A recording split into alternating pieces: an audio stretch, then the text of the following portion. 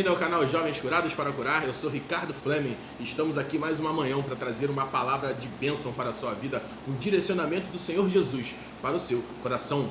Amém? E hoje nós vamos falar sobre a morte de João Batista. Quem foi João Batista? Quem era esse João? Então hoje você vai poder conhecê-lo. Amém? Mas antes, corre aqui embaixo, deixa seu like, compartilha esse vídeo aí com algum amigo seu que precisa entender mais sobre a Bíblia para que ele possa, acelerar a sua vida com Jesus. Amém?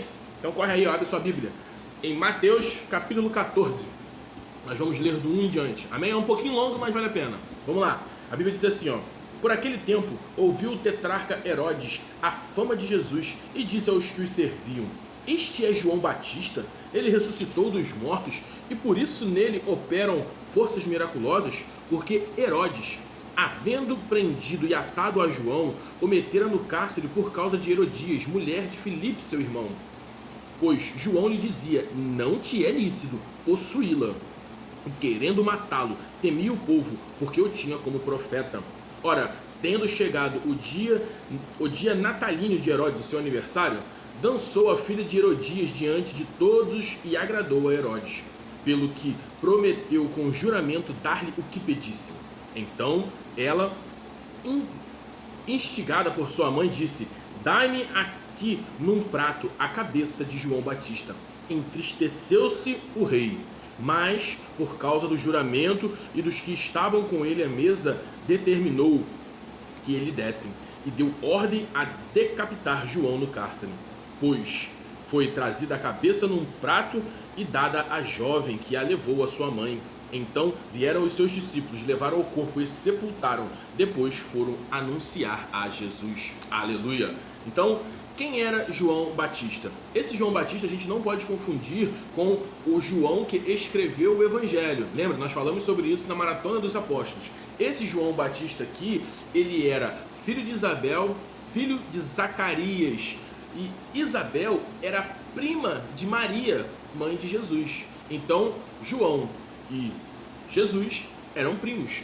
Então a gente entende aqui que eles tinham um vínculo, né, por serem primos, mas a Bíblia não apresenta relatos deles crescendo junto, convivendo junto, até porque João, ele desde novo, né, foi separado para esse ministério do profeta, para poder anunciar arrependimento. Então nós entendemos que João, ele só vem encontrar com o Senhor Jesus quando ele vai ser batizado lá no Rio Jordão. E aí a palavra de Deus nos mostra que João diz: eis que vem aí, ó, o cordeiro que tira o pecado do mundo. Ele não fala: eis que vem aí meu primo, ô gente, não, ele fala: eis que o cordeiro que tira o pecado do mundo. Então, João Batista, ele tinha como profissão ser profeta. João Batista, ele entendeu o seu chamado desde pequeno. Como você é um jovem que de repente já descobriu o seu chamado, então eu quero te dizer que João Batista também foi assim. Ele se dedicou a clamar, a pregar, a anunciar o arrependimento. Então é por isso que João Batista lavava as pessoas na água. Por isso que ele clamava para que as pessoas fossem batizadas, porque a água na Bíblia, ela fala sobre limpeza, sobre purificação. Então todo o Velho Testamento, a água tem essa figura de purificação, de limpeza. Então por isso João Batista anunciava arrependimento e chamava para que o povo viesse a fazer essa purificação. Se você voltar lá no Velho Testamento, Levítico, em todos os outros textos lá, você vai encontrar referência a pessoas se sujando porque de repente tocaram no que não poderia tocar, e eles precisam passar por um processo de lavagem, e esse processo era com a água. Então aqui nós vemos que João Batista, ele tinha esse encargo, ao ponto dele confrontar até o rei daquela cidade. Ele não se permitiu calar por causa de um cargo de repente maior acima, e ele confrontava Herodes, falando: ó, Herodes, tá errado aí, cara, você não pode querer possuir a mulher do seu irmão.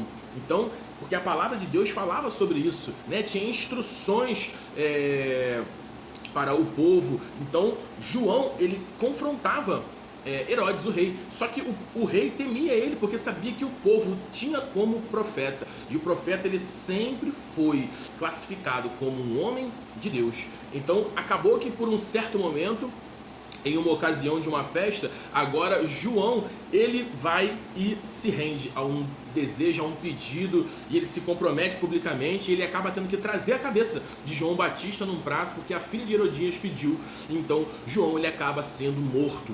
Mas a Bíblia nos mostra que João, ele ficou tão mexido, Herodes ficou tão mexido com isso, com a morte de João, que quando Jesus começa a aparecer com sinais de maravilha, prodígios, a primeira coisa que vem na cabeça dele é o quê? É João. Esse cara é João. Porque João, ele era tido como homem de Deus. A palavra de Deus nos diz que ele fala assim, Jesus, depois quando começa a confrontar o povo, os fariseus perguntando sobre João, perguntando o que vocês vieram a ver, um caniço agitado no vento? Então Jesus ali começa a falar tudo, e agora ele começa a falar sobre João. Ele diz assim, ó, e eu vou dizer uma coisa para vocês, ninguém que nasceu antes de João era maior do que ele. Por quê? Porque João foi um cara que ele veio na plenitude dos tempos. Porque a Bíblia nos mostra que Zacarias e Isabel clamavam ao Senhor há muito tempo por um filho. E eles já eram velhos. Então os judeus sempre casavam com seus 16, 17, 18 anos. Eles já, naquele tempo a união já acontecia desde essa idade. A Bíblia não nos relata, mas vamos entender que eles casaram com 18 anos. Então a Bíblia diz que eles já eram velhos, então eles já estavam numa escala aí de 70, 60 anos, e eles clamando ao Senhor, até que um dia um anjo aparece a Zacarias e fala, ó, Zacarias, as suas orações foram atendidas.